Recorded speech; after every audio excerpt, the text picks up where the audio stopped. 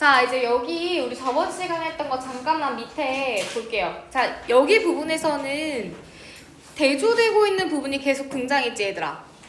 여기에서는 어떤 느낌이었지? 농촌 생활에 있는 사람들, 농부들은 지금 베이컨 연기, 감자 냄새 뭐 이런 게 불결한 게 아니다. 거름 냄새 이상할 거 없다. 근데 여기서 뭐라고 하지? 향수 냄새 풍기면 되겠어 라고 하면서 안 된다. 결국에 얘가 말하는 예술가는 뭐라고 했죠? 본연, 그치? 자연 그대로의 모습, 사실적이고 진솔된 그런 생활상을 표현해야 한다라고 했지. 자, 마지막에 이렇게 풍기면 되겠어? 라고 물어보는 거 알면서 물어보는 거 뭐라 했죠? 그렇지, 이거 서리적 의문문, 서리법이라고 했어. 자, 서리적 의문문을 통해서 나타낼 수 있는 효과가 뭐가 있죠? 뭘 강조할 수 있어? 그치, 글쓴이 주장인데 여기서는 뭘 얘기하는 거지? 고의 예술관이죠. 그러니까 예술적 가치관이 조금 더 잘 드러내고 있다라는 거. 그래서 서리적 의문문 체크하시고 예술적 가치관, 고의 예술적 가치관을 강조한다라는 거까지가 저번 시간에 했었어. 자, 이제 밑에 부분 볼게요. 자, 이 그림에 너의 마음에 드는 구석이 있을까 궁금하구나. 이거 무슨 글이라고 했죠? 편집글이라고 했으니까 여기서 수신인 받는 사람 누구죠? 동생. 그치, 동생 테오를 가리킨다라는 거. 자, 밑에 보시면은 봐봐. 포르티에 씨가 내 작품을 다룰 거라고 말했다는 사실만으로 기뻤대. 그리고 듀랑리엘은 소묘를 중요시하지 않지만 그에게 이 유화를 보여다오. 이 그림을 보여주면은 얘가 형편없다고 생각하는 말든 상관이 없대요. 자, 여기 부분이 중요한 거야. 여기 줄 쳐봐. 이런 사람들이 지금 뭔가 판매상이고 인상주의 작품을 선호한 사람들이래. 그러면 인상주의 작품들의 특징은 뭐지? 고랑 똑같아요? 아니죠. 인상주의 작품들은 뭔가 화려하게 뭔가 예술적으로 표현했다고 하면 고의 예술가는 뭐야? 사실적으로 가치적 진솔되게 표현하는 거지. 그러니까 얘네들은 자기의 그림을 보고 부정적으로 평가할 대상이들이죠. 그치? 그래서 이 사람들이 뭐라고 해도 상관이 없다라는 것 자체는 평가에 흔들리지 않겠다란 얘기야. 그래서 여기다 정리하시면 주변 평가에 흔들리지 않는 예술관을 보여주고 있는 거죠. 그리고 이 사람들이 뭐라고 평가할 건지를 예상하냐면 웬 졸작이야 라는 소리를 들을 텐데 웬 졸작이야에다가 괄호치시고 혹평을 예상한다. 뭔가 평가가 안 좋을 것이라고 예상을 하지만 자기가 그 평가에 대한 좌지우지하겠다? 아니다. 그래서 나는 주변 평가에 대해서 뭔가 신경 쓰지 않겠다라는 거. 이 예술관을 반영하고 있는 거죠. 자, 그래서 관례와 다른 그림인 자신은 진솔하고 정직한 그림을 내놓아야 돼. 여기 밑에 있는 부분 줄 쳐보세요.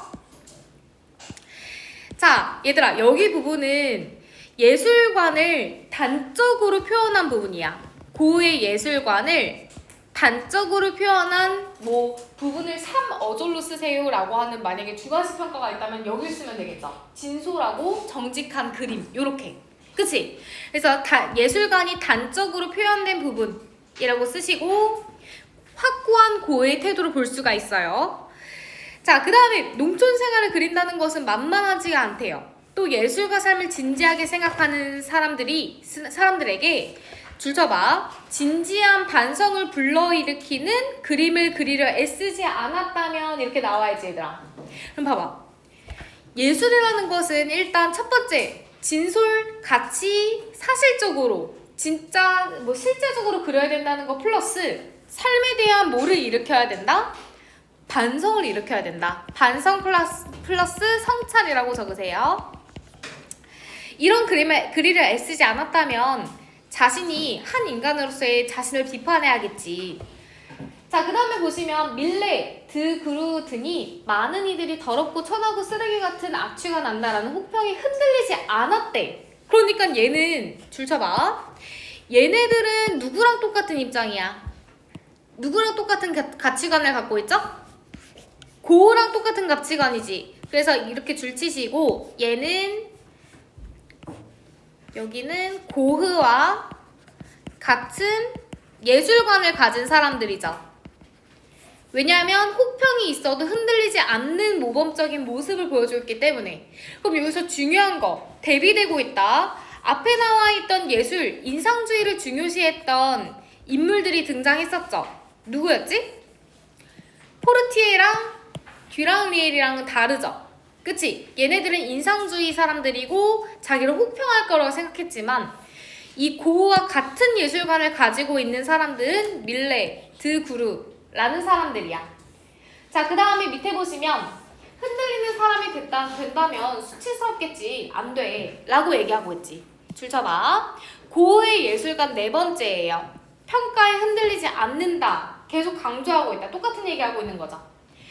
자, 그래서 농부를 그리려면 자신이 농부가 되어야 한다. 뭔가 감정이입이지. 얘들아, 여기서는 어떤 생각을 가지고 있는 거죠? 내가 농부가 된다라는 것 자체는 뭐 하고 있는 거야? 치밀하게 관찰하고 이 사람들을 굉장히 자기가 감정이입하는 것처럼 그들처럼 느끼고 생각해야지만 농촌 생활을 그리는 데에 뭔가 사실적으로 그릴 수가 있다라는 얘기. 그래서 예술관에 대해서 계속 얘기하고 있어요. 지금의 화가들 모습은 도움이 안 돼라고 나와 있으니까 얘네들은 인상주의 화가들 같은 부정적인 사람들이겠죠. 고흐가 바라보기에는. 자, 번번이 농부들이 또 다른 세상에 살고 있다고 생각해. 농부들이 살고 있는 세상인데 나는 농부를 가치 있게 여겼지? 그들이 살고 있는 세상이니까 또 다른 세상은 긍정적인 세상이 되겠죠. 그래서 밑에 있는 것처럼 정직하고 진실된 삶이 있는 그런 세상이다. 자, 이런 세상은 많은 점에서 교양 있는 세계보다 훨씬 더 나은 세상이다 라고 나와 있으니까 여기에서도 대조되고 있는 거 보이죠? 자, 무엇 때문에 그들이 예술이나 여타의 많은 것을 알아야 하겠니? 자, 이거 무슨 적? 그렇지, 서리적 의문문이다. 그럼 여기서의 그들은 누가 되겠어? 농민이겠죠. 자, 농민은 예술이나 여타 많은 것을 몰라도 된다라고 얘기하는 거잖아. 왜 그럴까요? 왜 몰라도 된다고 할 수 있지?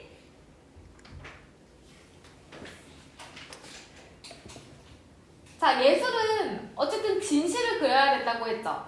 근데 이미 그들은 예술을 알고 있기 때문이야. 그게 무슨 말이야? 그들은 이미 정직하게 진실되게 삶을 살고 있기 때문에 더 이상 알 필요가 있다 없다? 없다라는 얘기야. 그래서 옆에 쓰세요. 농민은 이미 삶에서 그것을 알고 있음. 그것이 뭔데?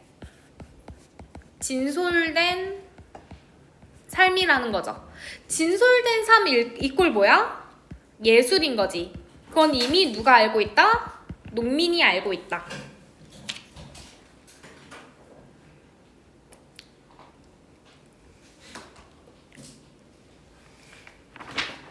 자, 넘기시고 마지막 작은 습작들 몇 점이 아직 남아있어. 더 큰 것에 매달리다 보니까 작은 것을 끝맺지 못했음을 너도 이해하겠지. 자, 이 유화를 완성하고 그림이 많으면 그 소품들도 함께 넣어서 보낼게 라고 얘기하죠. 보낼게에 네모치세요. 자, 이거 누구한테 보내겠어 얘들아? 동생한테 보내겠죠. 그러니까 작품을 보낼 계획에다가 이어주시고, 그 다음에 밑에 보시면 두 번째 석판화는 포기할 수밖에 없을 것 같아. 우리가 포르티에 씨를 친구로 여긴다면 그는 믿을 만한 의견을 내놓아야 된다고 생각해. 자, 얘들아 봐봐. 내가 그림을 그렸어. 근데 그 그림을 그리고 평가를 받는데 그 평가를 뭔가 믿을 만한 의견으로 내놓아야 된다고 생각해라는 것 자체는 그림을 어떻게 봐달라는 얘기죠? 객관적으로 바라봐 달라고 얘기하는 거지. 그러니까 여기 줄 치시고 평가에 대한 기대까지 보여주고 있다는 거.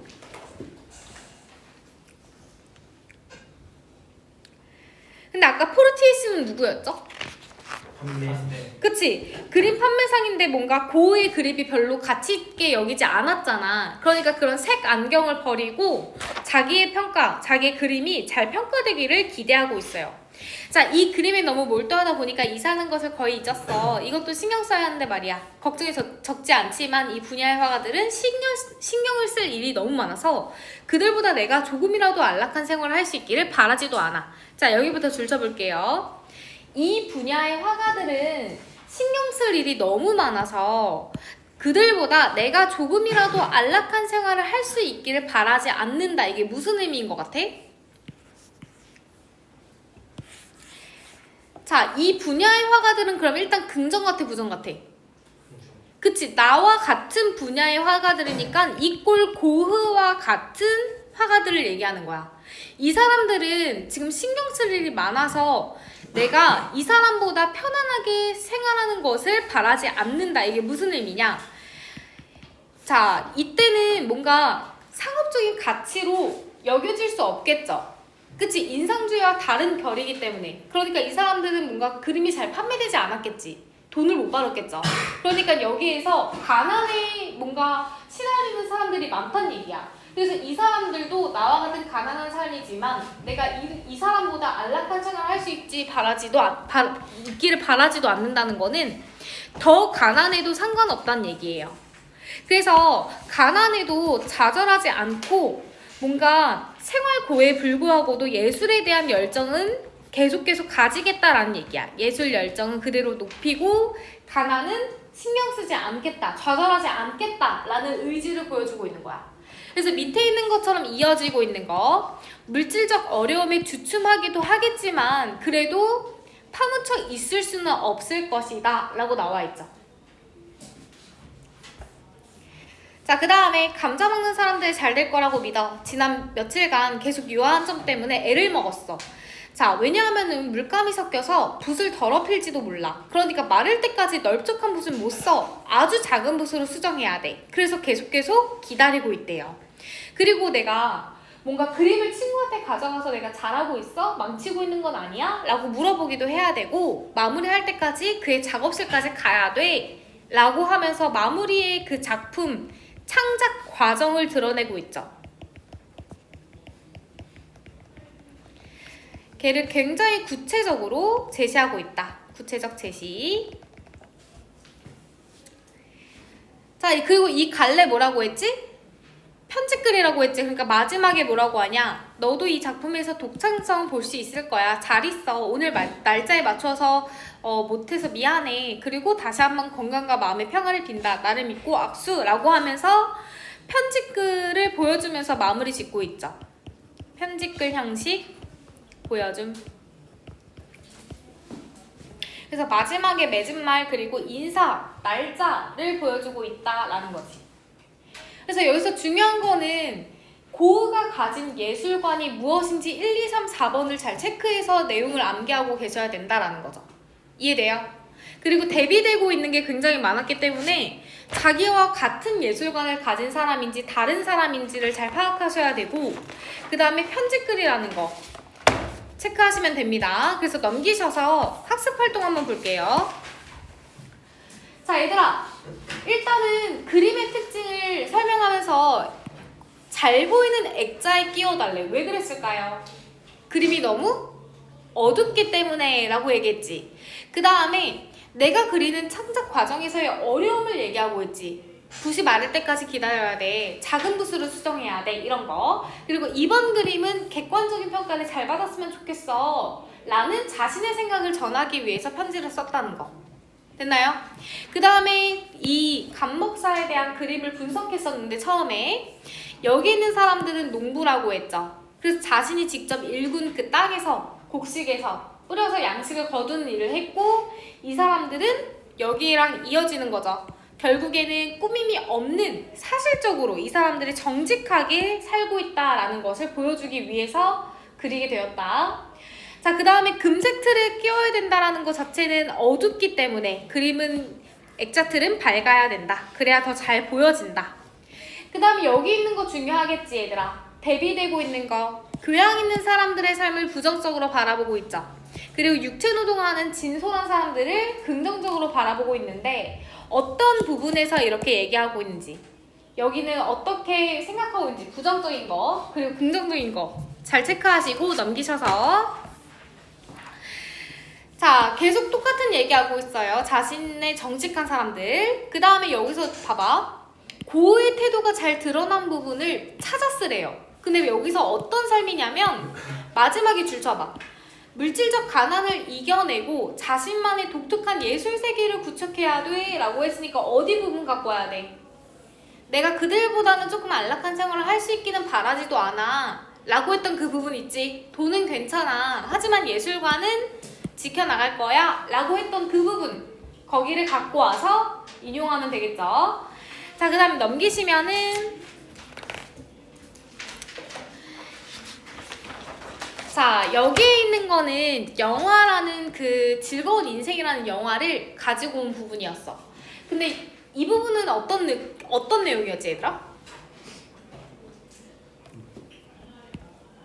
사회가 이렇게 있다고 하면 중심부에 있는 사회를 뭐라고 하죠? 주류 사회라고 하면 그 주변 부분은 뭐라 해? 비주류라고 하죠. 근데 여기에 나오는 즐거운 인생에 등장하는 사람들은 다 어디에 있는 사람들이야? 비주류에 있는 사람들인데 이 사람들은 생활고가 굉장히 안타깝죠. 근데 마지막에 뭘 하면서 그 행복을 찾지? 그렇지, 밴드를 하면서 찾게 되는 거죠. 그래서 결국에는 하고 싶은 얘기가 뭐야, 작가가?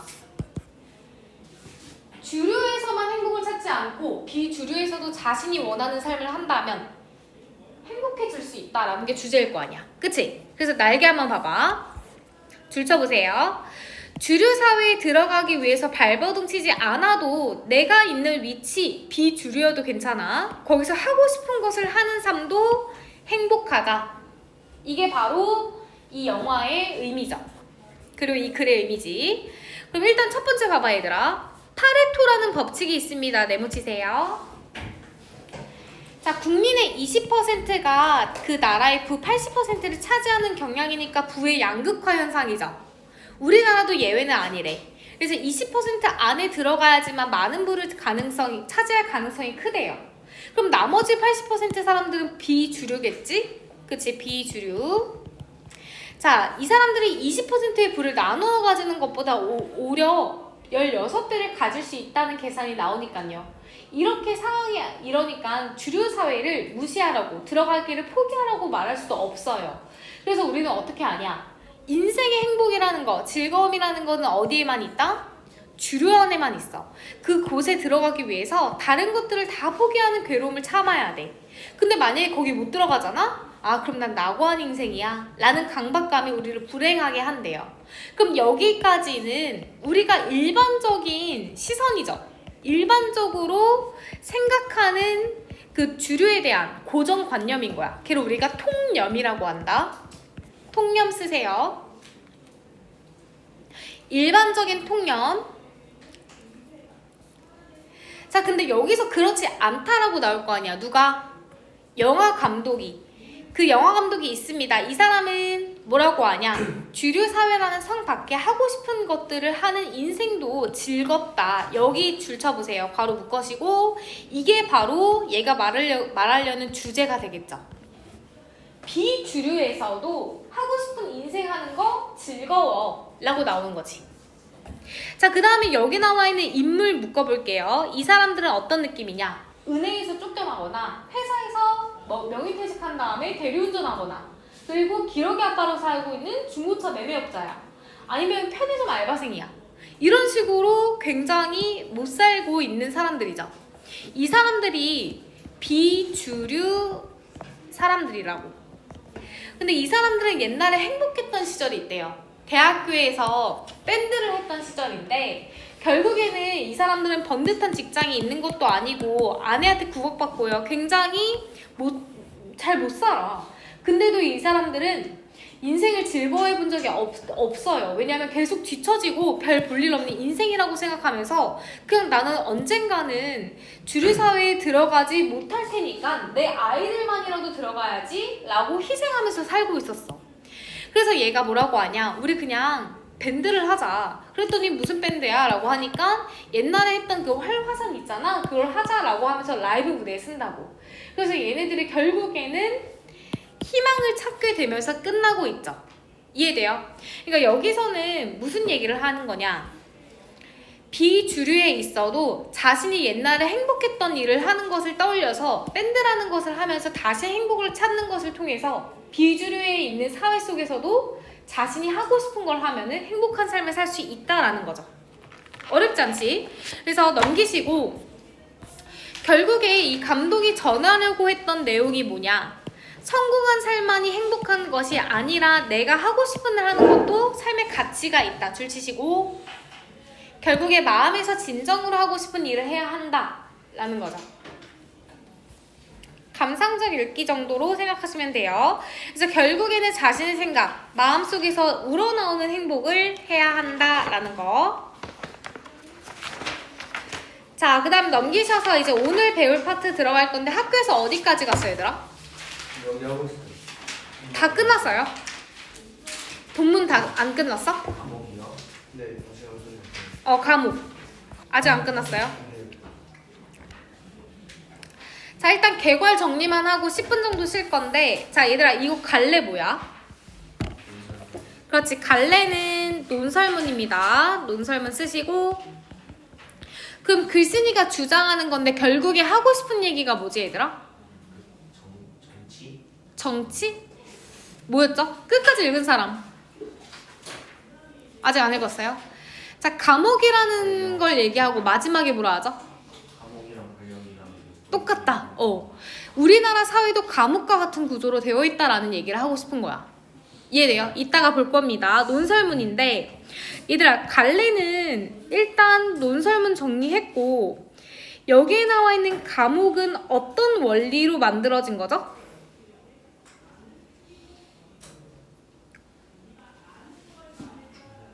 그럼 그 감옥의 이름이 뭐야? 페노티콘. 맞아요. 그러면 페놉티콘이라고 쓰시고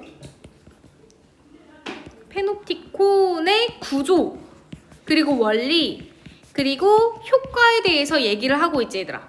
네. 그럼 봐봐. 논설문이면 주장하는 글이잖아. 근데 내가 지금 감옥에 대한 구조, 원리, 효과를 내가 설명해야 되겠지. 그럼 여기도 마찬가지로 성격이 설명적이 들어가 있겠죠.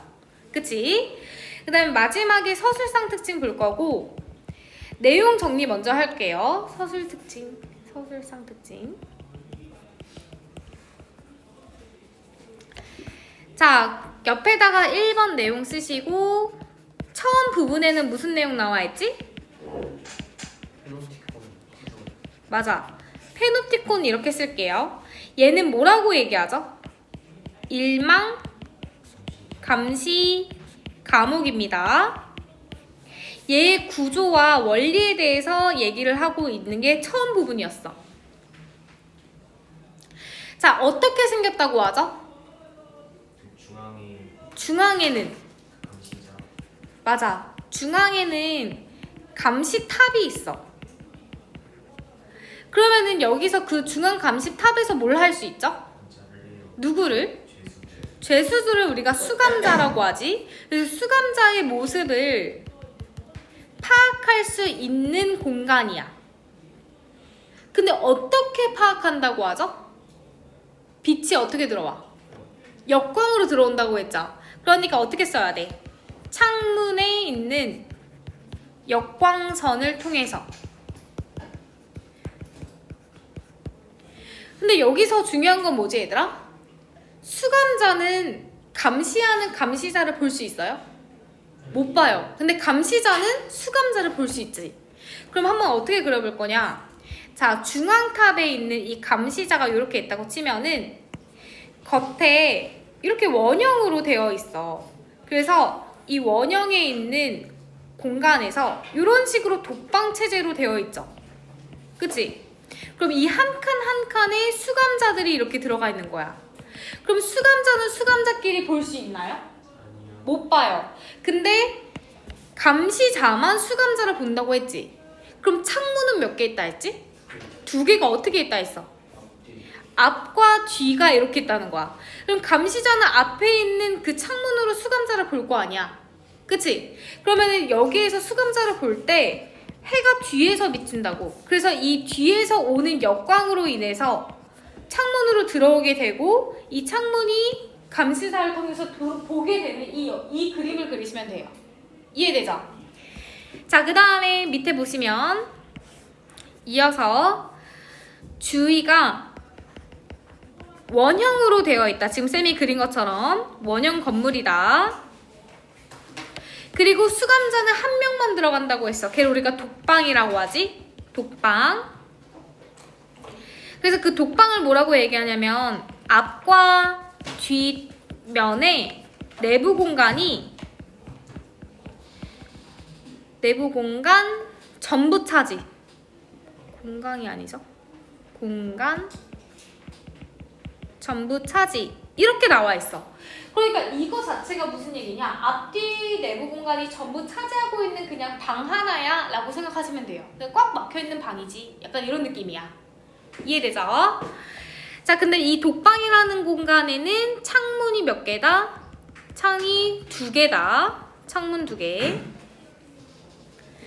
그러면 안쪽에는 감시자가 있다고 했죠? 감시자. 그리고 바깥쪽에는 햇빛이 이렇게 역광으로 들어오는 공간으로 되는 거지. 됐지? 그래서 처음에는 그 페노티콘의 구조 그리고 원리에 대해서 설명하고 있어요. 그럼 중간 부분 쓸게요. 옆에다가 2번 중간 쓰시고, 자, 여기서는 어떤 내용 쓰고 있지, 얘들아? 페노티콘의 감시 효과에 대해서 얘기하고 있어. 자, 그럼 효과 첫 번째는 뭘까요? 효과 1번.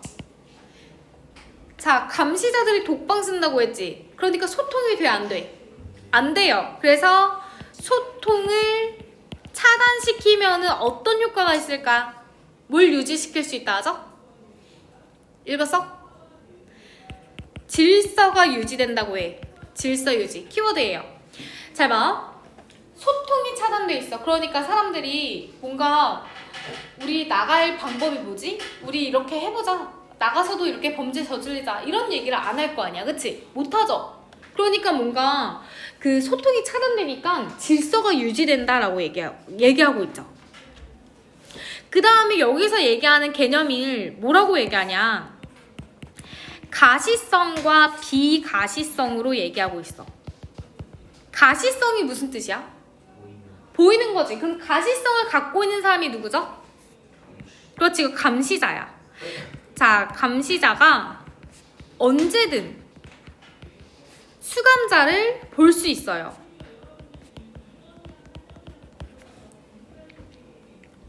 근데 그 가시성은 왜 생긴 거지? 역광 때문이지. 그러니까 중앙 탑과 그 마주본 그 방 배치 때문이야. 거기서 가시성이 생기고 감시자만 수감자를 볼 수 있죠.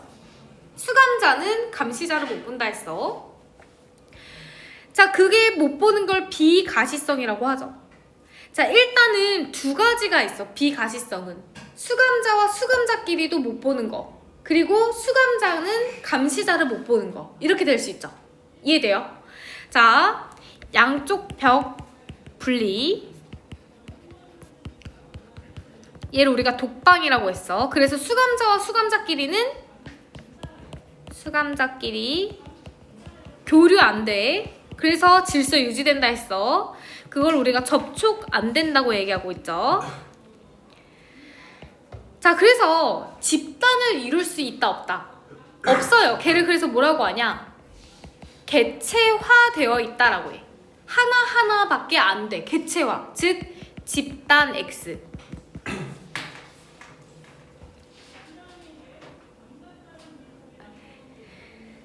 자, 그럼 여기서 봐봐.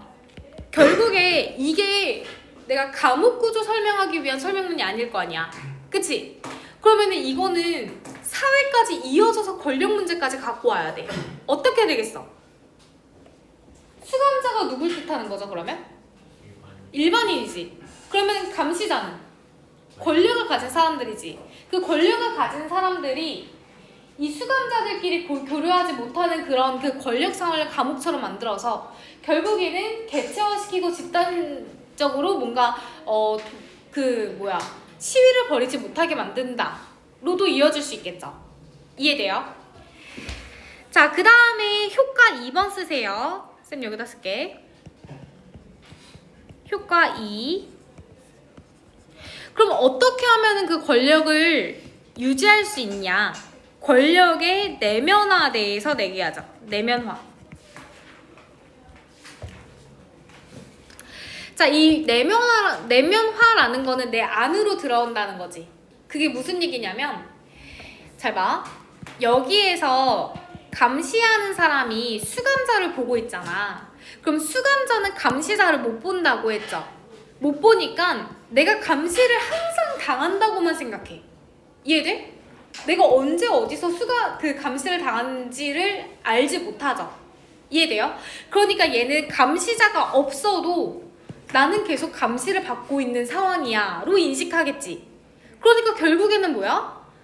뭐라고 하지 않아도, 감시하지 않아도 나는 통제받고 있구나가 내면화되는 거야. 이해돼요? 그게 권력 문제로 간다고 하면 그 권력이 내면화된다는 거랑 똑같은 거예요. 이해되죠?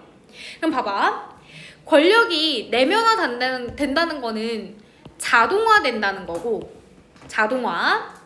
그리고 자동화되고 있어서 이 사람들이 계속 감시를 받으니까 개성적인 행동이 안 되죠.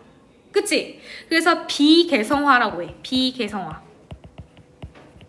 여기서 헷갈리면 안 돼. 개체화랑 비개성화는 다른 거야. 이해되죠? 자, 그럼 여기서 봐봐. 권력이 내면화되려면은 일단은 감시가 중단되더라도 효과는 계속된다는 얘기야. 왜냐면 수감자가 스스로 계속 그거를 뭔가 길들여져서 예속화되어 있기 때문이야. 내면화되어 있기 때문에. 그치?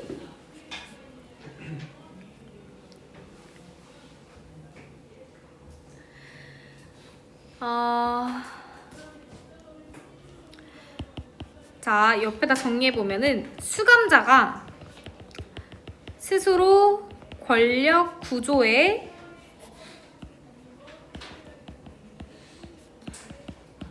길들여져 예속화되었다.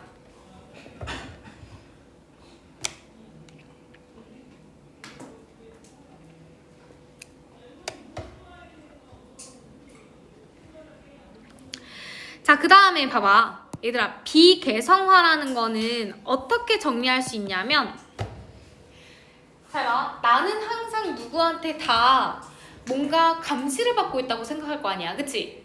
그러니까 그 나를 감시하는 것 자체가 아무나 누구나 누가 와도 나는 감시를 당할 수가 있는 거야. 이해돼요? 비개성화가 된다는 거죠. 권력이라는 게. 이해되죠?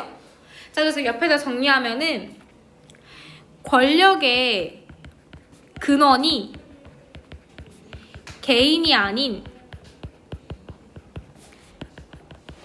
사회 구조에 있어서 이미 내면화되어 있어서 누구나 목적 없이 권력 행사가 가능하다. 근데 원인이 근원? 근원?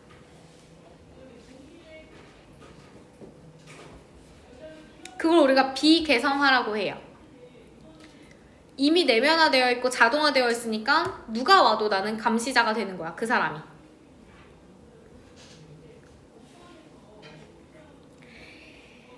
자, 이제 끝에 부분 정리해 볼게요. 끝에. 자, 밑에다가 적어볼게요. 끝부분. 여기. 자, 마지막에는 이 페놉티콘에 대한 보편성 그리고 장점에 대해서 얘기하고 있어요. 보편성 그리고 장점. 자, 권력이 어떻게 된다고 했지? 자동화된다고 했죠. 비개성화된다고 했지. 그러면 어떻게 돼요? 권력관계가 내면화되지. 자발적으로 되는 거죠. 그럼 그거는 결국에 어떻게 되는 거야? 효율성이 높아지는 거야. 왜 효율성이 높아지죠? 감시 대상은 많아져도 감시를 계속 받고 있다고 생각을 할 거 아니야. 그러니까 뭐야? 감시를 하는 그 주체는 줄어도 괜찮죠? 그러니까 결국에 하고 싶은 얘기는 뭐냐면 감시 대상은 많아져도 감시 주체가 적어도 괜찮아. 그렇기 때문에 뭐가 올라간다? 권력의 효율성이 올라간다는 거죠. 정해진 공간 일정 수에서 계속 감시를 받는다고 하니까 이게 모든 시설, 사회에서도 그렇게 가능해, 적용이 가능해. 그래서 이 감옥과 같은 구조가 우리 사회에서도 이루어지고 있고 그게 바로 권력으로 나와 있다. 그래서 권력과 사회가 그 감옥이 밀접한 관련이 되어 있다라는 거죠. 이해돼요? 우리 사회 구조랑 같이 연결지어서 계속 생각해야 한다. 자, 그 다음에 옆에다가 넘겨서 위에다가 특징 정리할 겁니다. 자, 일단 성격 자체가 설명적이고 그리고 분석적이고 뭔가 감옥이 그려지는 것처럼 묘사적이야. 자, 그 다음에 서술 특징 정리할게요. 서술 특징. 자, 우리가 사회에 있는 권력이라는 것은 보여, 안 보여? 안 보이죠? 근데 그걸 결국 뭐로 빗댄 거지? 감옥으로 빗댄 거죠. 그래서 봐봐. 권력의 작동 원리는 보이지 않아. 걔를 우리가 뭐라고 하냐? 추상적 개념이라고 하죠. 추상적 개념. 자, 얘를 어떻게 했다? 감옥으로.